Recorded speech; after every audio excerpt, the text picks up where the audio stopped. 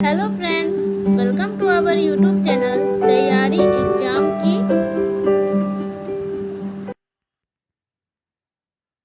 तो आज के इस वीडियो में बिहार बोर्ड मैट्रिक परीक्षा जो कि 2022 में होने वाला है हिंदी का, ठीक है, और होगा ये 22 फरवरी को।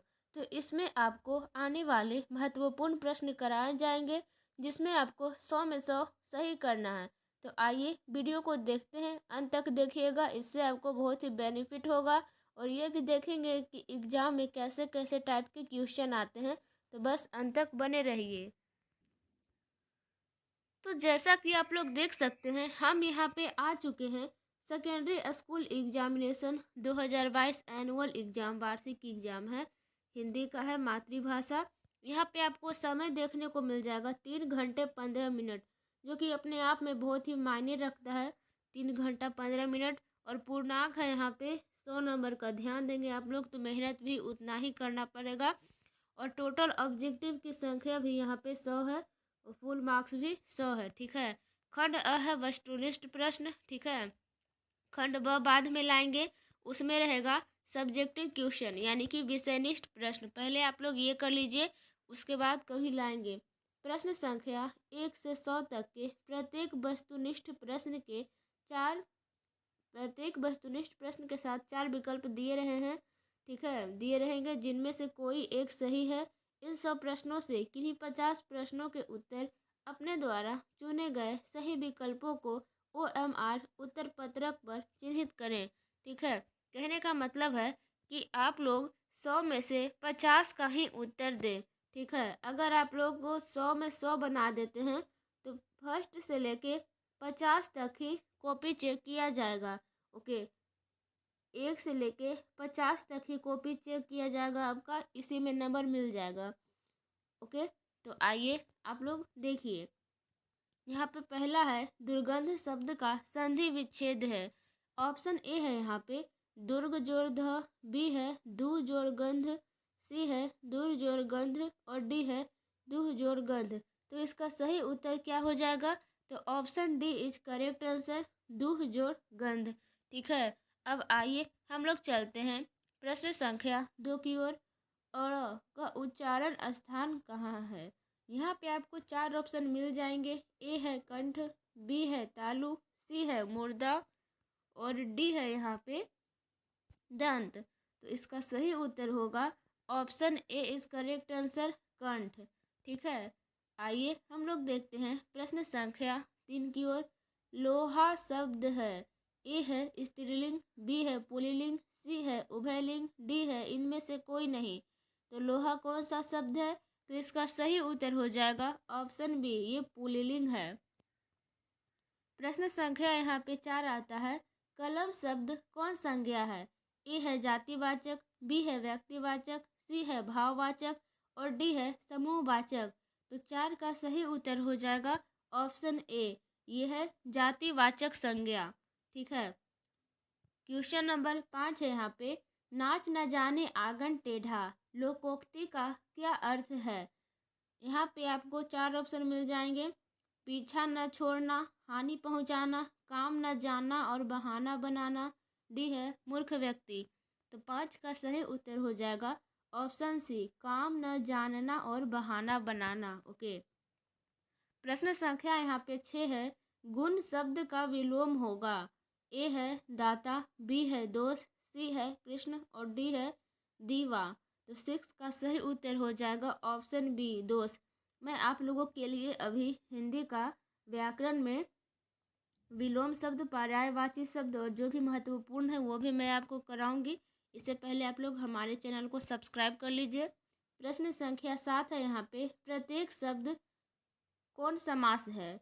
ए है अव्ययी भाव, बी है तत्पुरुष, सी है द्विगु और डी है द्वंद्व। तो 7 का सही उत्तर हो जाएगा यहाँ पे ऑप्शन ए, अव्ययी भाव, ठीक है।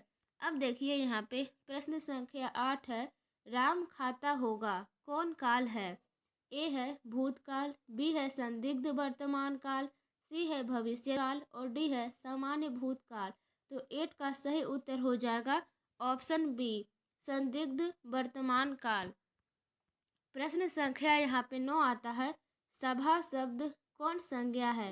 ए है जातिवाचक, बी है व्यक्तिवाचक, सी है समूहवाचक, डी है भाववाचक। तो 9 का सही उत्तर हो जाएगा ऑप्शन सी, समूहवाचक। ठीक है, अब देखिए प्रश्न संख्या 10 आता है। आग शब्द है, ए है तत्सम, बी है तद्भव, सी है देशज और डी है विदेश और डी है विदेशज। तो 10 का सही उत्तर हो जाएगा ऑप्शन बी, तद्भव। ठीक है, प्रश्न संख्या 11 है यहाँ पे। तुम क्या खा रहे हो? रेखांकित शब्द कौन सर्वनाम है? यहाँ पे क्या रेखांकित है आप लोग देख सकते हैं। तो यहाँ पे 4 ऑप्शन आपको देखने को मिल जाएगा। ए है अनिश्चयवाचक, बी है प्रश्नवाचक, सी है संबंधवाचक और डी है निश्चयवाचक। तो इसका सही उत्तर हो जाएगा 11 का ऑप्शन बी, प्रश्नवाचक। ठीक है, अगर किसी क्वेश्चन में ऐसे क्वेश्चन में अगर ये मार्क लगा हुआ हो ऐसे करके तो ये प्रश्नवाचक हो जाता है। प्रश्न संख्या यहाँ पे 12 है। चोर शब्द का विलोम है। ए है निर्दोष, बी है अच्छा, सी है गुणवान, डी है साधु। तो चोर शब्द का विलोम आपका हो जाएगा ऑप्शन डी, साधु। ओके, अब आइए हम लोग चलते हैं प्रश्न संख्या 13 की ओर। भारत के प्रधानमंत्री किस पदबंध का उदाहरण है? ए है संज्ञा पदबंध का, बी है विशेषण पदबंध का, सी है सर्वनाम पदबंध का, डी है क्रिया पदबंध का। अगर आप लोग व्याकरण नहीं पढ़ते हैं तो व्याकरण पढ़िए, देखिए किस किस तरह के क्वेश्चन आते हैं एग्जाम में। तो 13 का ऑप्शन हो जाएगा यहाँ पे ए, संज्ञा पदबंध का। ठीक है, अब यहाँ पे प्रश्न संख्या 14 है। संगम शब्द का संधि विच्छेद है। ए है संजोड़गम, बी है संजोड़गम, सी है समजोड़गम और डी है सजोड़मगम। तो 14 का सही उत्तर हो जाएगा ऑप्शन सी, समजोड़गम। ठीक है, अब आइए हम लोग चलते हैं प्रश्न संख्या 15 की ओर। निम्न में शुद्ध वाक्य कौन है? ए है आपका भवदीय, बी है साहित्य और जीवन का घोर संबंध है, सी है वहाँ भारी भरकम भीड़ जमा थी और यहाँ पे डी है श्री कृष्ण के अनेक नाम हैं। तो 15 का सही उत्तर हो जाएगा ऑप्शन डी, श्री कृष्ण के अनेक नाम हैं। ठीक है, अब देखिए यहाँ पे प्रश्न संख्या 16 है। मगम्मा क्या बेचती थी? देखिए जो हिंदी का सेकेंड बुक होता है 10th का, वो भी आप लोग पढ़िए, जिसमें शायद पाँच चैप्टर होंगे। वो पूरा चैप्टर पढ़ जाइए क्योंकि इससे भी क्वेश्चन आते हैं ऑब्जेक्टिव में भी प्लस सब्जेक्टिव में भी। देखिए यहाँ पे आ चुका है। ए है मक्खन, बी है दूध, सी है दही और डी है घी। तो आप लोग पढ़े होंगे फर्स्ट चैप्टर में दही वाली मगम्मा। तो option C is correct answer. Magamma क्या बेचती थी? तो मगम्मा दही बेचती थी। प्रश्न संख्या 17 है यहाँ पे। मगम्मा कहाँ की रहने वाली थी? ए है अवलूर के पास किसी गांव की, बी है सातूर के पास किसी गांव की, सी है जालौन के पास किसी गांव की, डी है नागौर के पास किसी गांव की। तो इसका लेखक परिचय से लेकर के आप लोग क्वेश्चन आंसर तक अच्छे से बना लीजिए क्योंकि एग्जाम में आते रहता है ये सभी क्वेश्चन। तो 17 का सही उत्तर हो जाएगा ऑप्शन ए, अवलूर के पास किसी गांव की। ठीक है, प्रश्न संख्या यहाँ पे 18 है। मगम्मा किस भाषा की कहानी है? ये देखिए कितना डिटेल से पूछता है। ए है तेलुगु, बी है उड़िया, सी है हिंदी और डी है कन्नड़। तो 18 का सही उत्तर हो जाएगा ऑप्शन डी, कन्नड़। प्रश्न संख्या 19 है। धरती कब तक घूमेगी के रचनाकार कौन है? तो आप लोग लेखक या लेखिका का नाम भी याद करते जाइएगा क्योंकि देखिए इसे भी प्रश्न आते हैं। ए है सात कोड़ी होता, बी है ईश्वर पेटलीकर, सी है सुजाता और डी है सावरदैया। तो 19 का सही उत्तर हो जाएगा ऑप्शन डी, सावरदैया। ठीक है, अब आइए हम लोग चलते हैं प्रश्न संख्या 20 की ओर। लेखक सुजाता का जन्म कब हुआ था? ए है 1936 ईस्वी में, बी है 1935 ईस्वी में, सी है 1937 ईस्वी में और डी है 1938 ईस्वी में। लेखक सुजाता का जन्म कब हुआ था? तो option B is correct answer, 1935 ईस्वी में। और ये सभी आपको सभी सही उत्तर मिल रहे हैं। प्रश्न संख्या 21 है। सुजान सागर किनकी रचना है? ए है गुरु नानक की, बी है प्रेमघन की, सी है रसखान की और डी है घनानंद की। तो 21 का सही उत्तर हो जाएगा ऑप्शन डी, घनानंद की। ठीक है। प्रश्न संख्या 22 है, अति सुधो स्नेह को मार्ग है, छंद के रचनाकार हैं। ए है अज्ञेय, बी है कुंवर नारायण, सी है वीरेन डंगवार और डी है घनानंद। तो 22 का सही उत्तर हो जाएगा ऑप्शन डी, घनानंद। प्रश्न संख्या 23 है, प्रेमघन किस युग के प्रमुख कवि थे? इसमें आपको 4 ऑप्शन मिल जाएगा। ए है प्रयोगवाद युग के, बी है प्रपदवाद युग के, सी है भारतेंदु युग के और डी है छायावाद युग के। तो 23 का सही उत्तर हो जाएगा ऑप्शन सी, भारतेंदु युग के। 24 है यहाँ पे, जीर्ण जनपद किस कवि की रचना है? ए है बद्री नारायण चौधरी प्रेमघन की, बी है अनामिका की, सी है घनानंद की और डी है रसखान की। तो 24 का सही उत्तर हो जाएगा ऑप्शन ए, बद्री नारायण चौधरी प्रेमघन की। 25 है यहाँ पे, स्वदेशी कविता संकलित है। यहाँ पे 4 ऑप्शन मिल जाएगा। ए है ग्राम्या से, बी है भग्रदूत से, सी है रसखान रचनावली से, डी है प्रेमघन सर्वस्व से। तो 25 का सही उत्तर हो जाएगा ऑप्शन डी, प्रेमघन सर्वस्व से। 26 है यहाँ पे, सुमित्रा नंदन पंत का जन्म कब हुआ था? बहुत ही महत्वपूर्ण है। ए है 1800 ईस्वी में, बी है 1700 ईस्वी में, सी है 1900 ईस्वी में, डी है 1905 ईस्वी में। तो 26 का सही उत्तर हो जाएगा ऑप्शन सी, 1900 ईस्वी में। ठीक है। अब आइए हम लोग चलते हैं प्रश्न संख्या 27 की ओर। खेत शब्द है, ए है यहाँ पे विदेशज, बी है यहाँ पे तद्भव, सी है देशज और डी है तत्सम। तो 27 का सही उत्तर हो जाएगा यहाँ पे ऑप्शन बी, तद्भव। ठीक है। अब आइए हम लोग चलते हैं प्रश्न संख्या 28 की ओर। सत्य के लिए आग्रह के लिए एक शब्द है, बहुत ही सिंपल और इजी है। तो यहाँ पे सत्याग्रह होना चाहिए। ए है सत्याग्रह, बी है सत्याग्रह, सी है सत्याग्रह और डी है सत्याग्रह। तो 28 का सही उत्तर हो जाएगा ऑप्शन सी, सत्याग्रह। ठीक है, नाम तो सुने होंगे आप लोग। 29 है, वह छत से गिर पड़ा, यह किस कारक का उदाहरण है? देखिए, कारण कारक, कर्ता कारक, ये सब आप लोग पढ़ लीजिएगा एक बार ताकि कॉन्सेप्ट क्लियर हो जाए। मैं कोशिश करूँगी आप लोग को पढ़ाने के लिए। तो 29 का ए है अपादान कारक, बी है कर्ता कारक, सी है कर्म कारक, डी है अधिकरण कारक। वह छत से गिर पड़ा, यह किस कारक का उदाहरण है? 29 का सही उत्तर हो जाएगा ऑप्शन ए, अपादान कारक। ठीक है। अब देखिए यहाँ पे 30 है, ग का उच्चारण स्थान क्या है? आप लोग उच्चारण करके बताएं। ए है तालु, बी है मूर्धा, सी है कंठ और डी है ओष्ठ।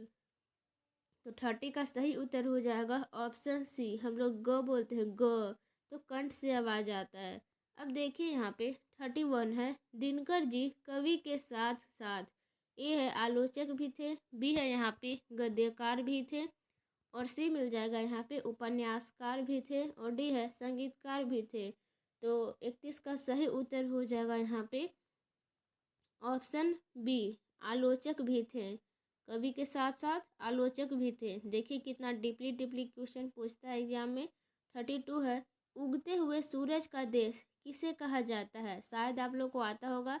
ए है जापान को, बी है नेपाल को, सी है भूटान को, डी है ईरान को। तो उगते हुए सूरज का देश जापान को कहा जाता है। 33 है यहाँ पे, एक वृक्ष की हत्या शीर्षक कविता में वृक्ष की सूखी डाली किसकी तरह थी? ए है बीमार आदमी की तरह, बी है राइफल की तरह, सी है कमज़ोर आदमी की तरह और डी है थके हुए आदमी की तरह। इसमें आपको कॉमन क्या दिख रहा है? ये तीनों में आदमी आदमी लगा हुआ है, लेकिन इसमें राइफल है। आप लोग कविता में भी पढ़े होंगे कि सूखी हुई राइफल की तरह। तो बी इज करेक्ट आंसर। कुछ आप लोग नहीं आएगा समझ में तो कॉमन सेंस भी आप लोग लगा सकते हैं। 34 है यहाँ पे, कवयित्री अनामिका के अनुसार चौखट में क्या नहीं अटता? आप लोग अक्षर ज्ञान पढ़े होंगे जिनके लेखिका अनामिका हैं। पाठ 10 है यहाँ पे। ठीक है, काव्य खंड से। तो ए है खरगोश, बी है क, सी है घड़ा, डी है गमला। तो 34 का सही उत्तर हो जाएगा ऑप्शन बी क। ठीक है, क नहीं अटता, क लिखता है बच्चा तो उसका चौखट छोटा पड़ जाता है। 35 है यहाँ पे, कौन सा महीना माँ के लिए आराध्य देव बन गया था। इसमें आप लोग बहुत कंफ्यूज होंगे। 35 है यहाँ पे, ए का चैत, बी है वैशाख और सी है यहाँ पे ज्येष्ठ और डी है आषाढ़। तो 35 का आपका सही उत्तर कोई नहीं होगा। जी हाँ, 35 का आपका सही उत्तर कोई नहीं होगा। बोर्ड एग्जाम कभी कभी आपको रॉन्ग आंसर भी देते हैं। अगर आप लोग कोई भी टिक कर देते हैं तो आपका 1 नंबर आपका कट जाएगा। ठीक है, तो इसमें रॉन्ग ऑप्शन है सभी चैत वैशाख जेठ आषाढ़। ये तो बोलने का लय है एक तरह से। इस तरह से भी क्वेश्चन आते हैं, तो आप लोगों को जो क्वेश्चन नहीं आता है वो क्वेश्चन आप लोग नहीं सॉल्व करें, जो आता है वो बनाएं। 36 है, पाप पाती किस पर लेटी हुई थी। ए है चौकी पर, बी है स्ट्रेचर पर, सी है खटिया पर, डी है पलंग पर। तो 36 का सही उत्तर हो जाएगा ऑप्शन बी स्ट्रेचर पर। ठीक है, क्योंकि बीमार थी, हॉस्पिटल गई थी तो स्ट्रेचर पर ही सोई हुई थी। ठीक है, अब देखिए 37 है, धरती कब तक घूमेगी। शीर्षक कहानी में किसे महसूस होने लगा कि आकाश अनंत नहीं है। आप लोग कहानी पढ़े होंगे तो पता होगा। ऑप्शन ए है पुष्पा को, बी है भवरी को, सी है बिज्जू को और डी है सीता को। तो 37 का सही उत्तर हो जाएगा ऑप्शन डी सीता को। सीता माँ थी ना। यहाँ पे 38 है, सीता के कितने लड़के थे। ए है 3, बी है 4, सी है 5 और डी है 6। तो 38 का सही उत्तर हो जाएगा ऑप्शन ए 3। देख रहे हैं, फर्स्ट और सेकेंड बुक दोनों मिक्स करके क्वेश्चन आते हैं एग्जाम में। 39 है, तुलनात्मक व्याकरण किनकी रचना है। ए है सात कोड़ी होता, बी है सुजाता की, सी है यहाँ पे कार्डवेल की और डी है सावरदैया की। तो 39 का सही उत्तर हो जाएगा ऑप्शन सी कार्डवेल की। ठीक है, कार्डवेल की सही उत्तर हो जाएगा। तुलनात्मक व्याकरण किनकी रचना है, तो कार्डवेल की। आप लोग याद भी करते जाइए क्योंकि बहुत ही महत्वपूर्ण क्वेश्चन है। प्रश्न संख्या यहाँ पे 40 है, भ का उच्चारण स्थान क्या है। आप लोग उच्चारण करके सही आंसर लगा सकते हैं। ए है ओष्ठ, बी है तालु, सी है मूर्धा, डी है दंत। तो 40 का सही उत्तर हो जाएगा ऑप्शन ए ओष्ठ। हम लोग भ बोलते हैं तो ओष्ठ का इसमें भूमिका होता है, यानी कि ओठ लिप। 41 है, भानुमति का पिटारा मुहावरे का क्या अर्थ है। ए है भानुमति की अटैची, बी है अनावश्यक वस्तुओं का भंडार, सी है भानुमति की संपत्ति और डी है भानुमति का गुल्लक। तो 41 का सही उत्तर हो जाएगा यहाँ पे ऑप्शन बी अनावश्यक वस्तुओं का भंडार। 42 है यहाँ पे, अज्ञान शब्द कौन समास है। ए है बहुब्रीहि, बी है कर्मधारय, सी है समास नज समास, डी है द्वंद्व समास। ठीक है, यहाँ पे समास नहीं होना चाहिए था, गलती से टाइपिंग हो चुका है हमसे। ठीक है, ये समास नहीं होगा, यहाँ पे नंज समास है। ठीक है, तो 42 का यहाँ पे सही उत्तर हो जाएगा आप लोगों के पास ऑप्शन सी नंज समास। ओके, अब देखिए 43 है यहाँ पे, निम्न में भाववाचक संज्ञा है। ए है बुढ़ापा, भाववाचक देखना है आपको, बी है पहाड़, सी है नदी और डी है राम। तो 43 का सही उत्तर हो जाएगा यहाँ पे ऑप्शन ए, यानी कि बुढ़ापा है जो भाववाचक संज्ञा है। ठीक है, बाकी पहाड़ हो गया, नदी हो गया, राम हो गया, ये सभी भाववाचक नहीं है। ओके, 44 है, बहादुर शीर्षक कहानी की निर्माला कौन थी। ठीक है, ए है लेखक की बहन, बी है लेखक की पत्नी, सी है लेखक की रिश्तेदार, डी है लेखक की माँ। तो 44 का सही उत्तर हो जाएगा ऑप्शन बी लेखक की पत्नी। निर्मला कौन थी, तो लेखक की पत्नी ही थी। 45 है, आशा दीवार किस कवि की रचना है। ध्यान देंगे आप लोग। ए है रस खान, बी है कुंवर नारायण, सी है रामधारी सिंह दिनकर, डी है गुरु नानक। तो 45 का सही उत्तर हो जाएगा ऑप्शन डी, गुरु नानक। ठीक है, अब आइए हम लोग चलते हैं 46 की ओर। चीनी के जन्म दिवस को अहिंसा दिवस के रूप में मनाया जाता है। ए है महात्मा गांधी, बी है डॉक्टर राजेंद्र प्रसाद, सी है जवाहरलाल नेहरू, डी है बाल गंगाधर तिलक। क्वेश्चन समझिए, चीनी के जन्म दिवस को अहिंसा दिवस के रूप में मनाया जाता है। तो अहिंसा दिवस के रूप में मनाया जाता है, क्या होगा? तो 46 का सही उत्तर हो जाएगा ऑप्शन ए, महात्मा गांधी। अहिंसा का नाम आए तो महात्मा गांधी। ठीक है, 47 है यहाँ पे, गुरु नानक पंजाबी के अलावे और किस भाषा में कविताएं लिखे? ए है यहाँ पे उड़िया, बी हो जाएगा हिंदी, सी हो जाएगा मराठी और डी हो जाएगा बंगाली। तो 47 का सही उत्तर हो जाएगा ऑप्शन सी, मराठी। ठीक है, 48 है यहाँ पे, संप्रदाय मुक्त कृष्ण भक्त कवि कौन थे? ए है रसखान, बी है सुमित्रा नंदन पंत, सी है प्रेमघन। 48 का सही उत्तर हो जाएगा ऑप्शन ए, रसखान। ठीक है, 49 है यहाँ पे, रसखान का रचना काल था। ए है शाहजहां का शासनकाल, बी है जहांगीर का शासनकाल, सी है हुमायूं का शासनकाल, डी है अकबर का शासनकाल। तो 49 का सही उत्तर हो जाएगा ऑप्शन बी, जहांगीर का शासनकाल। ठीक है, 50 है यहाँ पे, वियोग में सच्चा प्रेमी जो वेदना सहता है, उसके चित्त में जो विभिन्न तरंगे उठती है का चित्रण किया गया है। ए है घनानंद ने, बी है अनामिका ने, सी है रीना मारिया मिल्के ने, डी है वीरेन डंगवाल ने। तो यहाँ पे एकदम साफ साफ आंसर झलक रहा है कि 50 का ऑप्शन ए सही उत्तर हो जाएगा, क्योंकि ये सब कॉमन लेखक लेखिका हैं। ठीक है, अब देखिए यहाँ पे 51 है, आम शब्द का पर्यायवाची कौन है? तो यहाँ पे ए हो जाएगा प्रसून, बी है झख, सी है द्रुम और डी है रसाल। तो 51 का सही उत्तर क्या होना चाहिए? तो ऑप्शन डी, रसाल। ठीक है, 52 है, निम्न में शुद्ध शब्द कौन है? ए है अनाधिकार, बी है अनधिकार, सी है निधिकार, डी है अनाधिकार। तो 52 का सही उत्तर हो जाएगा ऑप्शन बी, अनधिकार। ठीक है, 53 है यहाँ पे, आमरण शब्द में उपसर्ग है। ए है आ, बी है माँ, सी है इमा, डी है ईमा। तो 53 का सही उत्तर हो जाएगा यहाँ पे ऑप्शन ए, आ। ठीक है, उपसर्ग किसे कहते हैं? जो किसी शब्द के पहले आए, और प्रत्यय जो किसी शब्द के अंत में हो। 54 है यहाँ पे, मानव मुक्ति के पुरोधा किससे कहा गया है?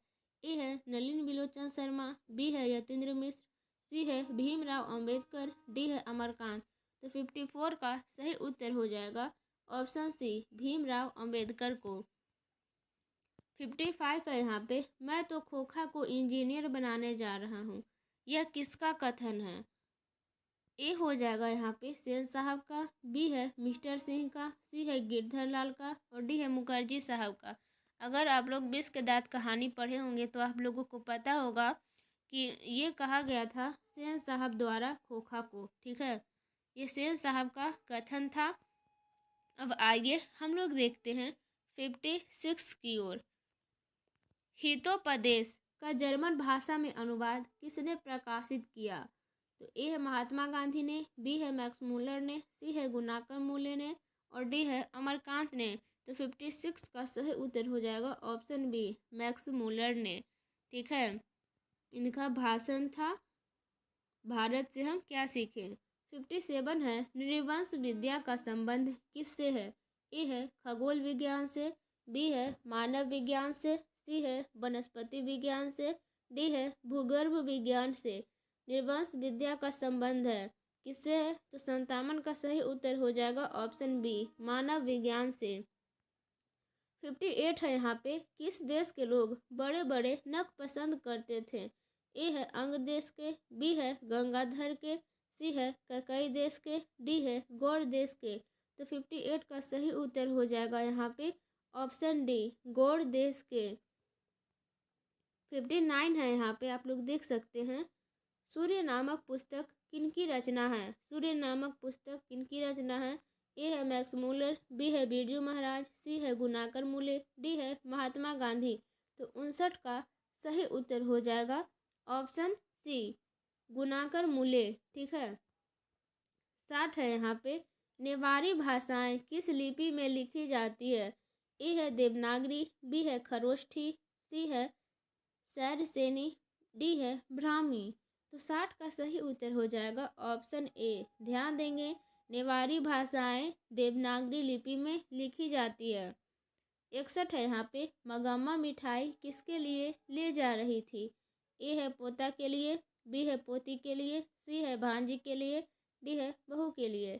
तो बहू से तो मगम्मा की लड़ाई होती थी, तो मगम्मा मिठाई ले जा रही थी किसके लिए? तो पोता के लिए। 61 का सही उत्तर हो जाएगा ऑप्शन ए। 62 है, ढहते विश्वास कहानी में किस राज्य को बाढ़ एवं सूखा से प्रभावित दिखाया गया है? ए है उड़ीसा, बी है बिहार, सी है नेपाल, डी है केरल। तो 62 का सही उत्तर हो जाएगा ऑप्शन ए, उड़ीसा को। उड़ीसा के दलेई बांध आप लोग पढ़े होंगे कहानी में। 63 है, पहले दिन पावपाती को क्या था? ए है यहाँ पे सर्दी, बी है जुकाम, सी है बुखार और डी है दर्द। तो 63 का सही उत्तर हो जाएगा ऑप्शन सी, बुखार था। 64 है, ढहते विश्वास कहानी में स्कूल कहाँ है? पठार के नीचे, टीले के नीचे, पहाड़ के नीचे, पेड़ के नीचे। 64 का करेक्ट आंसर हो जाएगा ऑप्शन बी, टीले के नीचे। ठीक है। प्रश्न संख्या 65 है, सीता के बेटों ने सीता को कितने रुपए माहवारी खर्च देने का निर्णय लिया? ए है 100 रुपये, बी है 50 रुपये, सी है 60 रुपये और डी है 70 रुपये। तो इसका सही उत्तर हो जाएगा ऑप्शन बी, 50 रुपये। ठीक है, मात्र 50 रुपये देने का निर्णय लिया था, माहवारी मतलब महीने महीने में। ओके। प्रश्न संख्या 66 है, अच्छे लड़के परिश्रमी होते हैं, कौन वाक्य का उदाहरण है? ए है मिश्र वाक्य, बी है सरल वाक्य, सी है संयुक्त वाक्य और डी है इनमें से कोई नहीं। तो 66 का सही उत्तर हो जाएगा ऑप्शन बी, सरल वाक्य। 67 है यहाँ पे, संतू मछली लेकर क्यों भागा? तो यहाँ पे आपको 4 ऑप्शन देखने के लिए मिल जाएंगे। कुएं में डालने के लिए, बेचने के लिए, पकाने के लिए, काटने के लिए। तो 67 का सही उत्तर हो जाएगा ऑप्शन ए, कुएं में डालने के लिए। वो उसका जान बचाना चाहता था मछली का, इसलिए। 68 है यहाँ पे, एक वृक्ष की हत्या किस कविता संग्रह से संकलित है? ए है दुष्चक्र में सृष्टा, बी है इन दिनों, सी है सदानीरा, डी है ग्राम्या।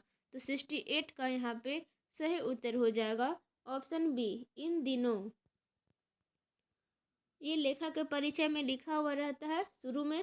69 है यहाँ पे, नदी के द्वीप किस कवि की रचना है? ए है रामधारी सिंह दिनकर, बी है सुमित्रा नंदन पंत, सी है कुंवर नारायण और डी है सच्चिदानंद हीरानंद वात्स्यायन अज्ञे। तो 69 का सही उत्तर हो जाएगा ऑप्शन डी, सच्चिदानंद हीरानंद वात्स्यायन अज्ञे। और ये क्या लिखे थे? तो हिरोशिमा। ठीक है।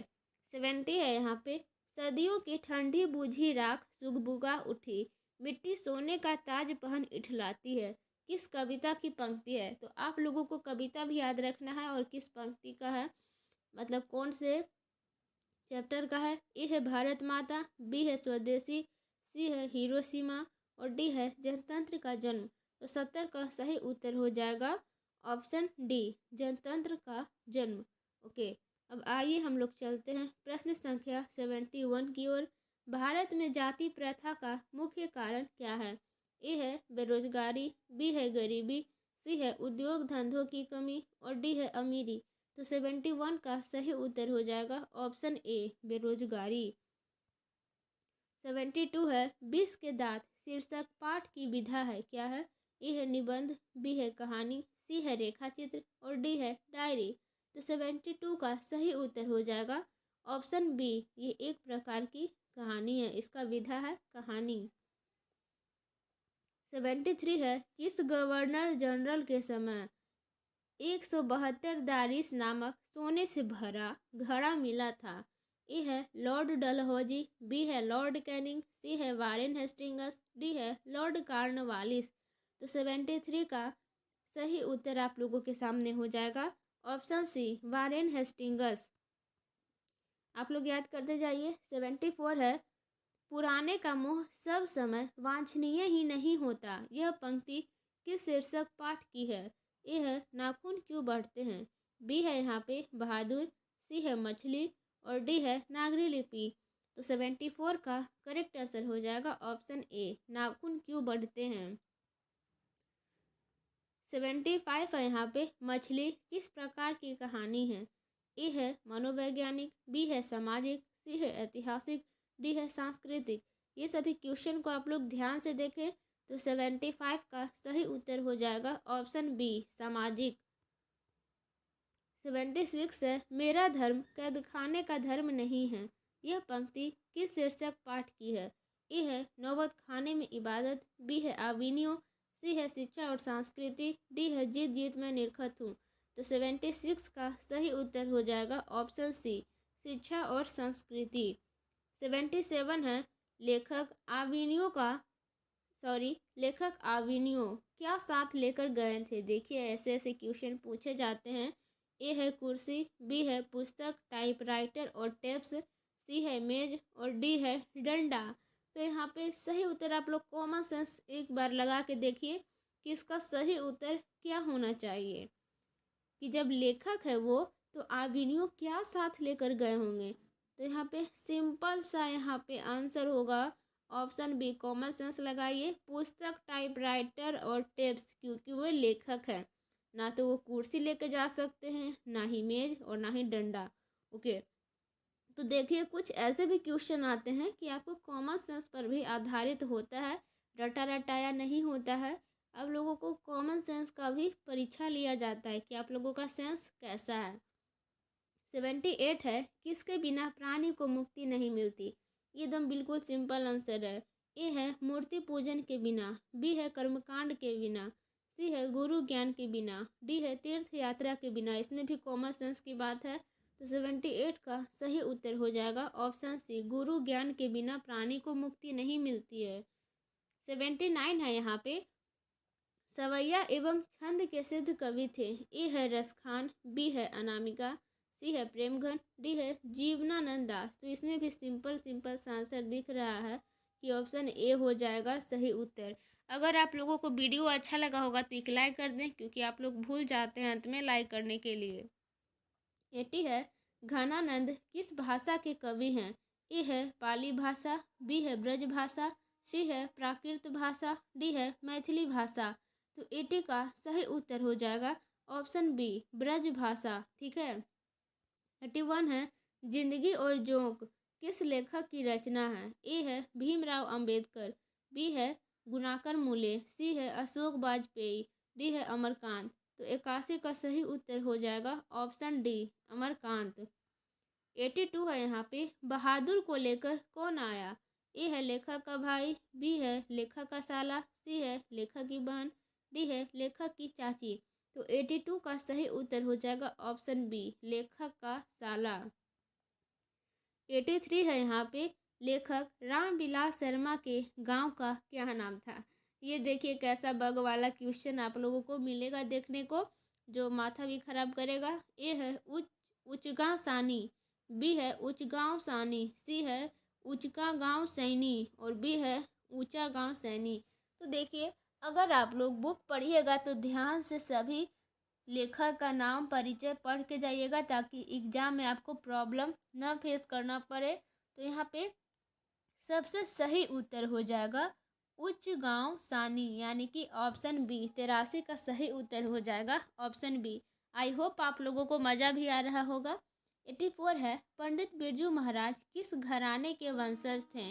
ए है बनारस घराने के, बी है लखनऊ घराने के, सी है डुमराव घराने के और डी है जयपुर घराने के। तो 84 का सही उत्तर हो जाएगा ऑप्शन बी, लखनऊ घराने के।